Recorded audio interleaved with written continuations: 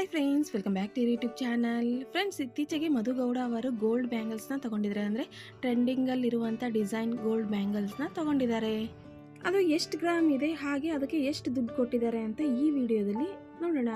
Personally ನನಗೂ ಕೂಡ ತುಂಬ ಇಷ್ಟ ಆಯಿತು ಈ ಡಿಸೈನ್ಸ್, ಬ್ಯಾಂಗಲ್ ಡಿಸೈನ್ಸ್. ಒಂದೊಂದೇ ಸಿಂಗಲ್ ಬ್ಯಾಂಗಲ್ ಹಾಕೊಂಡ್ರು ಕೂಡ ತುಂಬ ಚೆನ್ನಾಗಿ ಕಾಣುತ್ತೆ. ಅಷ್ಟು ಚೆನ್ನಾಗಿದೆ, ಡಿಸೈನ್ಸ್ ಮಾತ್ರ ತುಂಬ ಸಖತ್ತಾಗಿದೆ.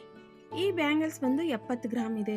70 ಗ್ರಾಮ್ ಅಂತ ಹೇಳಿದರೆ ನಮ್ಮ ಶೈಲಿಯಲ್ಲಿ ಹೇಳಬೇಕಪ್ಪ ಅಂತ ಹೇಳಿದರೆ 70 ಗ್ರಾಮ್ ಅಂತ ಹೇಳಿದರೆ 7 ತೊಲ ಬಂಗಾರ. ಡಿಸೈನ್ ಮಾತ್ರ ತುಂಬ ಚೆನ್ನಾಗಿದೆ. ಗೋಲ್ಡ್ ಜೊತೆ ಬೀಡ್ಸ್ ಕೂಡ ಇದೆ, ವೈಟ್ ಬೀಡ್ಸಲ್ಲಿ ಡಿಸೈನ್ ಬಂದಿದೆ. ತುಂಬ ಚೆನ್ನಾಗಿದೆ ಬ್ಯಾಂಗಲ್ಸ್, ಡಿಸೈನ್ ಮಾತ್ರ ತುಂಬ ಸಖತ್ತಾಗಿದೆ. ಈ 70 ಗ್ರಾಮ್ ಬ್ಯಾಂಗಲ್ಸ್ಗೆ ಮಧು ಗೌಡ ಅವರು ಕೊಟ್ಟಿರೋ ದುಡ್ಡು ಎಷ್ಟು ಗೊತ್ತಾ? ಎಲ್ರಿಗೂ ಗೊತ್ತಿರೋ ಹಾಗೆ ಇವಾಗೆಲ್ಲ ಬಂಗಾರದ ರೇಟು ತುಂಬಾ ಜಾಸ್ತಿ ಆಗಿದೆ. ಅವ್ರು ತಗೊಂಡಾಗ ಇನ್ನೂ ಸ್ವಲ್ಪ ಕಡಿಮೆ ಇತ್ತೋ ಏನೋ, ಆದರೆ ಮತ್ತೆ ಇತ್ತೀಚೆಗೆ ಇನ್ನೂ ಜಾಸ್ತಿನೇ ಆಗಿದೆ. ಮಧುಗೌಡ ಅವರು 70 ಗ್ರಾಮ್ ಈ ಬಳೆಗಳಿಗೆ ಕೊಟ್ಟಿರುವಂಥ ದುಡ್ಡು ಬಂದು 8.5 ಲಕ್ಷ ಕೊಟ್ಟಿದ್ದಾರೆ.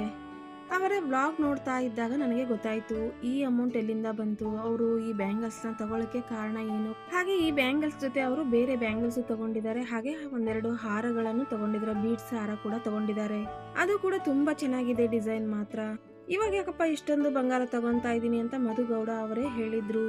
ಅವರು ಸ್ಕೀಮ್ ಹಾಕಿದ್ರಂತೆ. ಆ ಶಾಪಲ್ಲಿ ಸ್ಕೀಮ್ ಇರುತ್ತೆ ಅಲ್ವಾ, ಪ್ರತಿ ತಿಂಗಳು ಇಂತಿಷ್ಟು ಅಂತ ದುಡ್ಡು ಕಟ್ಟಬೇಕಾಗಿರುತ್ತೆ. ಆ ಥರ ಸ್ಕೀಮ್ ಹಾಕಿದ್ರಂತೆ. ಆ ಸ್ಕೀಮ್ ಎಂಡ್ ಆಗಿದ್ದರಿಂದ ಆ ದುಡ್ಡು ಸೇವಿಂಗ್ಸ್ ದುಡ್ಡಲ್ಲಿ ಈ ಗೋಲ್ಡ್ ತಗೊಂಡಿದ್ದೀನಿ ಅಂತ ಹೇಳಿದ್ದಾರೆ.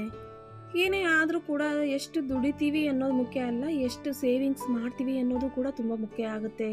ಇಷ್ಟೆಲ್ಲ ಗೋಲ್ಡ್ ತಗೊತಾ ಇದ್ದಾರೆ ಹಾಗೆ ಹೇಗೆ ಅನ್ನೋದಕ್ಕಿಂತ ಇದರಿಂದ ತುಂಬ ಶ್ರಮ ಇದೆ ಅವ್ರದ್ದು. ಹಲವಾರು ವರ್ಷಗಳಿಂದ ಇವರು ಯೂಟ್ಯೂಬ್, ಆಮೇಲೆ ಇನ್ಸ್ಟಾಗ್ರಾಮ್, ಟಿಕ್ಟಾಕ್ ಕಾಲದಿಂದಲೂ ಕೂಡ ಇವರು ಫೇಮಸ್ ಆಗಿರೋದ್ರಿಂದ ಇವರಿಗೆ ಬ್ರ್ಯಾಂಡ್ ಪ್ರಮೋಷನ್ ಅಂತ ಬರುತ್ತೆ. ಆಮೇಲೆ ಯೂಟ್ಯೂಬ್ ವಿಡಿಯೋಸಿಂದ ಕೂಡ ದುಡ್ಡು ಬರುತ್ತೆ.